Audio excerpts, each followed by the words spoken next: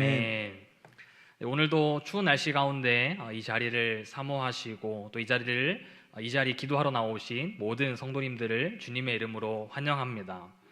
오늘 본문은 하나님께서 두려운 위기 가운데 떨고 있는 이스라엘 백성들을 구원해내심을 이야기합니다.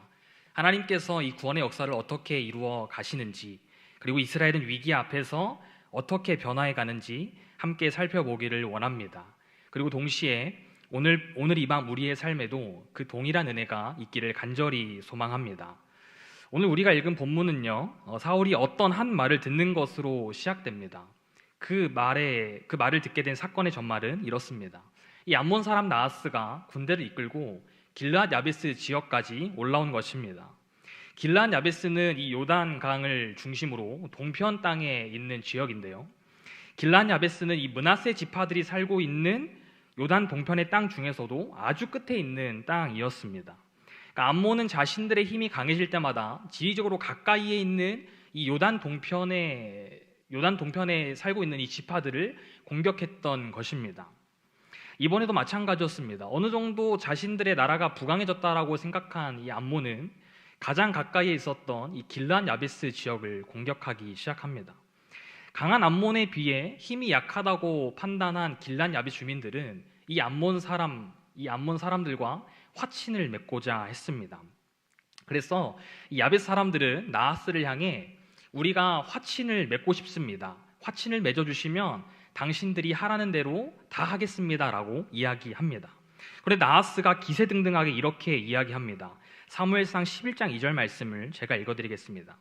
암몬 사람 나하스가 그들에게 이르되 내가 너희 오른 눈을 다 빼야 너희와 언약하리라. 내가 온 이스라엘을 이같이 모욕하리라. 아멘. 나하스는 화친을 맺는 조건으로 야베스 사람들의 오른쪽 눈을 다 뽑는 것을 이야기합니다. 이 고대 근동 사회에서 상대국의 눈을 뽑는다는 것은 그 나라의 아주 강한 모욕을 뜻하는 것입니다. 야베스 사람들은 큰 위기를 마주하게 됩니다. 전쟁을 해도 이 강한 나라 암몬을 이기지 못할 것이 뻔한데 그렇다고 화친을 맺자니 자신들의 오른 눈을 다 빼야 하는 상황이 된 것입니다. 그래서 길르앗 야베스 사람들은 나하스에게 7일의 시간을 달라고 이야기합니다. 7일 동안 이스라엘 전역에 도움을 요청해보고 아무도 우리를 도와주지 않으면 우리가 당신들이 원하는 대로 우리의 오른 눈을 다 뽑고 화친을 맺겠다라고 이야기하는 것입니다. 상당히 비굴한 불평등 조약이었습니다. 마음이 급해진 야베스 장로들은 이 사실을 이스라엘 전역에 알리기 시작합니다.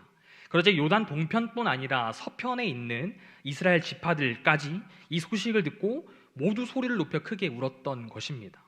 그런데 그때 밭에서 소를 몰고 오던 이 사울 역시 백성들이 우는 소리를 듣고서 왜 우는지 알아보다가 야베스 장로들이 전한 말을 듣게 된 것입니다.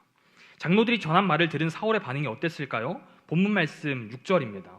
사울이 이 말을 들을 때에 하나님의 영에게 크게 감동되매 그의 노가 크게 일어나. 아멘. 사울이 장로들이 전한 말을 듣자마자 하나님의 영에게 크게 감동됩니다. 그리고 그의 노, 즉 하나님의 거룩한 분노가 사울에게 임하게 됩니다. 그래서 사울이 온 이스라엘에게 이렇게 명령하는데요. 7절 말씀은 같이 보겠습니다. 시작. 한 결의의 소를 잡아 각을 뜨고 전령들의 손으로 그것을 이스라엘 모든 지역에 두루 보내어 이르되 누구든지 나와서 사울과 사무엘을 따르지 아니하면 그의 소들도 이와 같이 하리라 하였더니 여호와의 두려움이 백성에게 임하매 그들이 한 사람 같이 나온지라. 아멘. 한 결의는 한 짝, 한 쌍입니다. 그러니까 두 마리의 소를 잡아서 조각을 냈던 것입니다. 당시 관습으로 봤을 때 이 조각을 내어서 12지파에게 보냈을 것입니다. 보내면서 이렇게 이야기하는 것이죠. 나와 사무엘을 따르지 않는다면 너희들의 소도 이렇게 조각을 낼 것이다. 쉽게 말해서 온 이스라엘에 군대 소집 명령을 한 것입니다. 사울의 이 명령을 들을 때 온 이스라엘에 여호와의 두려움이 임하게 됩니다. 여기에서 두려움은 단순 우리가 어떤 공포 영화를 보거나 무서운 놀이기구를 탈 때 느끼는 그런 두려움이 아니라 하나님의 위엄과 영광에 압도되었다라는 것입니다. 그래서 온 이스라엘 백성들이 한 마음이 되어 전쟁을 준비합니다.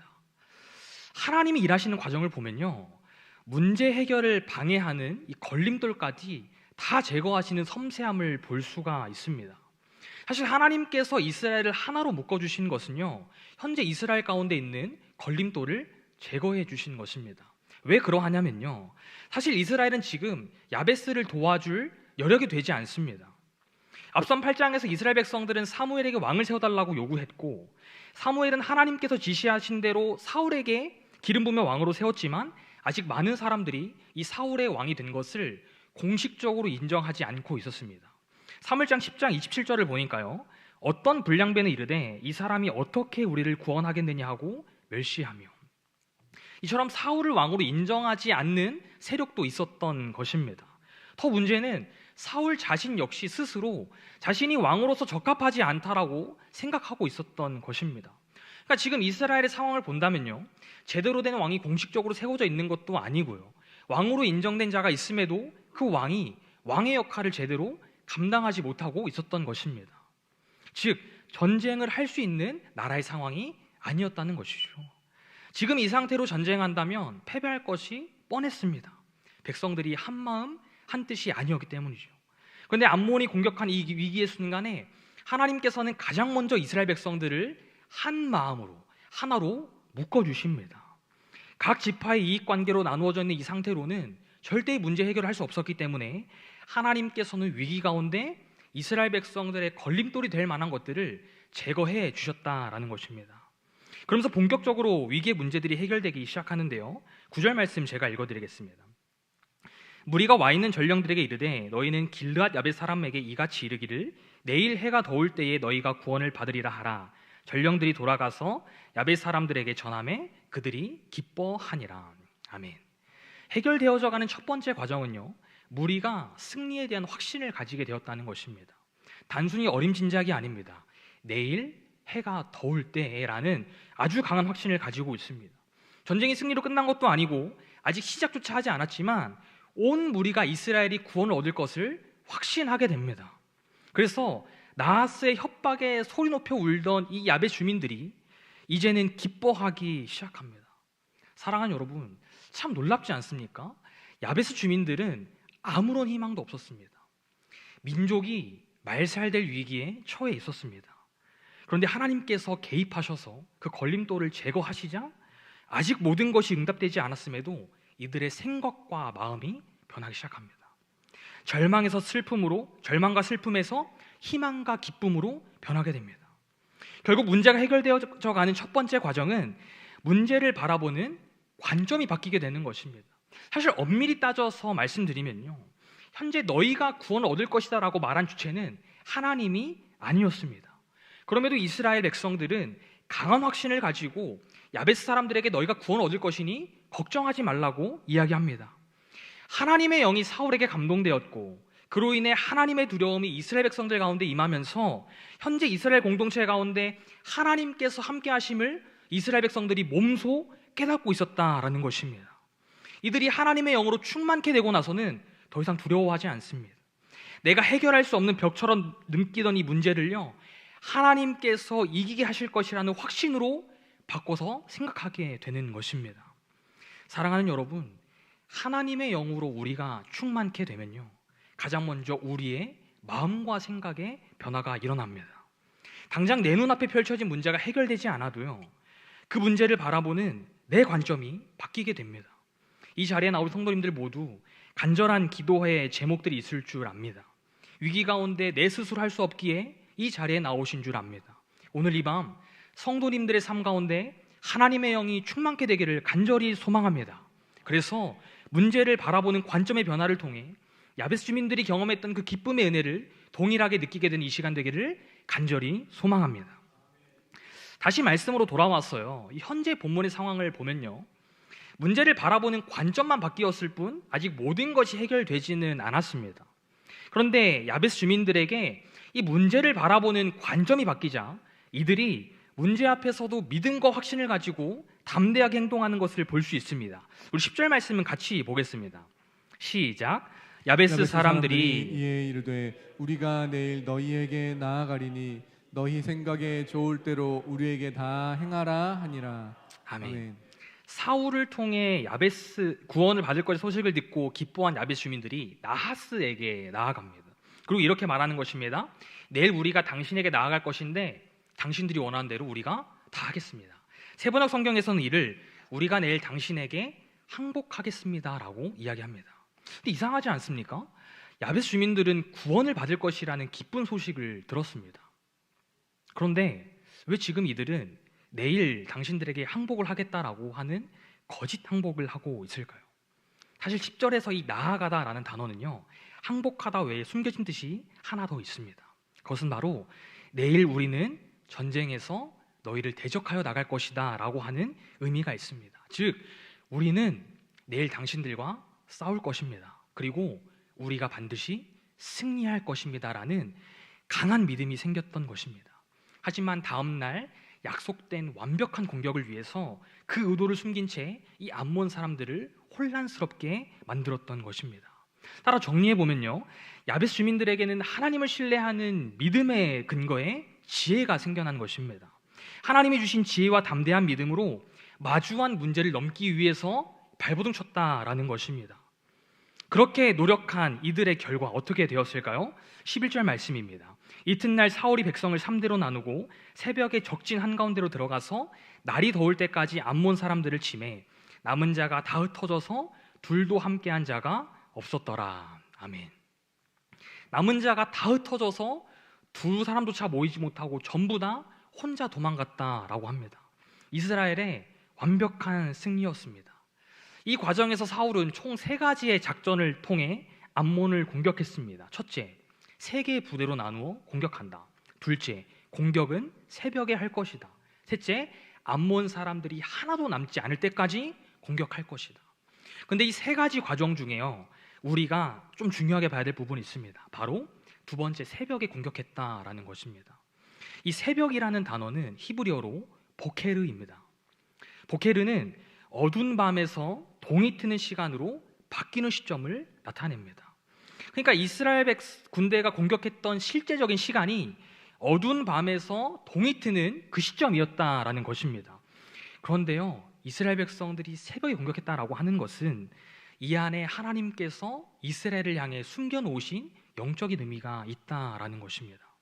이 보케르라는 단어는요, 단순히 밤에서 아침이 되는 시점뿐만 아니라 절망에서 희망으로 바뀔 때, 슬픔에서 기쁨으로 바뀔 때, 즉 짙게 드리운 어두움이 거치고 환한 빛으로 바뀐다는 영적인 의미를 나타낼 때도 함께 사용한다라는 것입니다. 결국 이 새벽에 이스라엘 백성들이 공격했다라는 것은 하나님께서 이들에게 무엇을 가르쳐주고자 하셨던 것일까요? 어두운 밤과 같은 위기 속에서 두려움에 떨고 있던 야베스 주민들이 이제는 동이 트는 밝은 아침처럼 승리의 기쁨을 맛보게 될 것을 보여준다라는 것입니다. 이 보케르라는 단어의 영적인 의미를 이스라엘 백성들은 다 알고 있었습니다. 이들이 이 의미를 다 알고 있었는데 새벽에 공격한다라는 이야기를 들었을 때 어떤 생각을 가지게 되었을까요? 새벽에 공격하면 너무 피곤할 텐데 낮에 하면 안 되나? 라고 생각했을까요? 절대 아닐 것입니다. 우리에게도 드디어 어둠이 거치고 밝은 승리의 기쁨을 보겠구나. 하나님께서 우리에게 구원을 약속하신 것이 진짜 이루어지겠구나라고 생각했을 것입니다. 그리고 그들은 당당하게, 담대하게 전쟁에 임했을 것입니다. 사랑하는 여러분, 혹시 짙은 어둠 가운데 계십니까? 어두운 위기 속에서 한 줄기 빛조차 보이지 않으십니까? 오늘 이 밤 보케르의 영적인 의미, 하나님께서 우리 삶 가운데 드리운 이 어둠을 거치시고 밝은 새 희망을 주실 것을 믿으시기 바랍니다. 사랑하는 여러분, 오늘 본문은요, 철저하게 하나님께서 일하신 하나님의 승리였습니다. 그래서 사울도 전쟁을 마친 후 이렇게 고백합니다. 11장 13절 말씀인데요, 사울이 이르되 여호와께서 오늘 이스라엘 중에 구원을 베푸셨음이니라. 아멘. 군대를 소집한 자신의 능력으로 승리한 것이 아니라 하나님의 능력으로 승리했음을, 하나님의 능력 덕분에 자신들이 구원을 얻었음을 사울은 고백하고 있는 것입니다. 야베스 주민들의 위기 속 간절한 기도의 제목은 민족의 구원이었을 것입니다. 그리고 그 기도는 하나님께서 응답해 주셨습니다. 성도님들께서는 위기의 순간에 어디를 보시나요? 위기의 순간 그 기도 제목을 가지고 어디로 가고 계시나요? 최근에 한 TV 프로그램이 종영되었는데요. 신인 감독 김연경이라는 프로그램입니다. 보신 분이 계실지 모르겠는데요. 이 프로그램은 프로에서 방출된 선수들, 프로에 도전했다가 실패한 선수들을 모아서 이 프로 구단을 창단하겠다라는 목표를 가지고 진행한 프로그램입니다. 이 시간상 과정을 다 말씀드릴 수는 없고요. 해체되진 않고 잘 마무리되었습니다. 그때 그 프로그램의 마지막 멘트가 제 뇌리에 아주 강하게 박히게 되었는데요. 그 멘트는 바로 배구는 언제나 위를 보는 스포츠라는 멘트였습니다. 사실 너무나도 당연한 문장입니다. 배구는 머리 위에서 공을 쳐내는 스포츠이기 때문에 당연히 위를 봐야 합니다.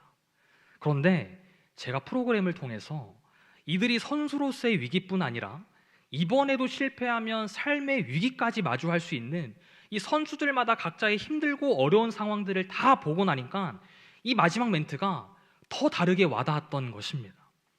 선수들이 이전에 실패를 경험했어서 그런지 위축되어 있어가지고요. 공격할 때도 막 자신감이 없고 득점도 잘 못 내고 막 상대편 프로 선수들한테 기가 죽어가지고 실점하고 그래서 막 패배 위기까지 몰리게 되었습니다. 그런데 그럴 때마다 이 멘트가 주는 의미가 무엇입니까? 그럴 때마다 실패한 것 때문에 고개를 숙이고 바닥을 보면 안 된다는 것입니다. 왜일까요? 공은 또 다시 내 머리 위로 날아올 것이기 때문에 얼른 다시 고개를 들어서 그 공을 바라보아야 합니다. 그래야 죽이 되든 밥이 되든 그 공을 다시 공격해서 득점을 만들어낼 수 있기 때문이죠. 사랑하는 여러분, 우리의 삶도 이와 마찬가지 아닌가요? 우리의 삶에 이 나하스와 같은 존재들이 얼마나 많이 있습니까? 내 삶을 위협하고 내 삶을 벼랑 끝으로 내몰고 내 삶을 실패자처럼 낙인 찍기도 합니다. 그럴 때면 내 삶이 위축되고 고개를 숙이게 되고 땅이 꺼지도록 한숨만 푹푹 쉬게 되지 않습니까? 그때 우리가 해야 될 것이 바로 고개를 들어 하늘을 바라보는 것입니다. 애초에 우리는 우리의 힘과 능력으로 우리 앞에 버티고 있는 나하스를 이길 수 없습니다. 우리는요, 우리를 위기 속에서 구해주실 하나님을 바라보아야 합니다. 하나님께서는 우리의 위기와 문제들을 다 알고 계세요. 그래서 우리를 향해 위를 보라고 하시는 것입니다. 하늘에 계신 하나님을 바라보고 하나님께 도와달라고 해야만 위기 속에서 응답하시는 하나님을 경험할 수 있기 때문입니다. 말씀을 정리합니다. 우리는 오늘 말씀을 통해 위기 속에서 응답하시는 하나님을 배웠습니다. 현재 성도님들의 삶 가운데 어떤 나하스가 어떤 위기를 야기하고 있습니까? 가정의 문제, 자녀의 문제, 직장과 사업장의 문제, 관계의 문제, 결혼의 문제, 취업의 문제, 이 많은 문제들이 나의 삶을 위기로 몰아넣고 있지 않습니까? 그렇다면 이 위기 앞에서 어떻게 반응하며 어떻게 행동하고 계십니까? 우리는 우리의 힘으로 저 문제의 위기들을 이겨낼 수 없습니다. 우리에게는 이 문제들을 이겨낼 이 나하스를 대적할 능력이 단 조금도 없다라는 것입니다. 그래서 우리는 내 힘으로 이길 수 없는 나하스의 존재를 하나님께 맡길 수 있는 믿음이 있어야 하는 줄 믿습니다. 하나님의 영이 내 안에 충만케 될 때 내 눈앞의 위기를 바라보는 관점이 바뀌게 될 줄 믿습니다. 그리고 우리는 더 담대하게 믿음과 신뢰를 가지고 그 문제 앞에 맞서게 될 것입니다. 더 나아가 문제 가운데 직접 개입하셔서 일하신 하나님을 통해 우리의 삶은 승리를 경험하게 될 것입니다. 이 응답의 은혜가 성도님들 삶 가운데 매 순간 일어난 역사가 있기를 간절히 소망합니다. 야베스 주민들의 기도에 응답하신 것처럼 하나님께서 반드시 우리의 기도에 응답하실 것입니다. 그래서 야베스 주민들뿐 아니라 이스라엘 백성들을 구원해 주신 하나님께서 오늘 이 시간 위기 가운데 있는 우리의 삶 역시 구원해 주실 것을 믿습니다. 이 사실을 오늘도 변함없이 믿으며 기도의 자리 가운데 거하는 모든 성도님들의 삶이 되기를 간절히 소망합니다. 함께